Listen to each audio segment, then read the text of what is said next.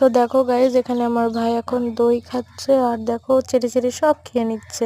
দাদু যা দিচ্ছে ও তাই খেয়ে নিচ্ছে আর দেখো ক্যামেরার দিকে তাকিয়ে রয়েছে, মানে ও ফোন দেখলেই না ক্যামেরার দিকে তাকিয়ে যায়, মানে ফোনের দিকে তাকিয়ে থাকে। তারপরে দেখো দাদু জল দিচ্ছে, জল খাচ্ছে প্লাস ফোনের দিকে তাকিয়ে আছে।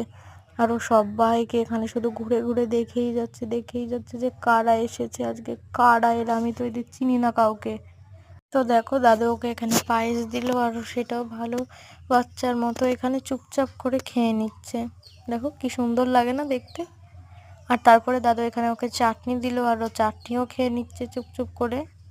আর তারপর এখানে বড়দি ভাই ওকে দিচ্ছে মাছ আর একটুখানি ভাত। আর তারপরে দাদু ওকে লাস্ট দিল পান।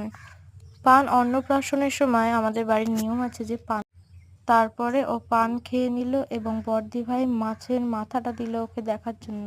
বেচারা মাথাটা খেয়ে লেগে গেছে ওর ঝাল, ও আঙুল চুষতে লাগলো দই খেয়ে।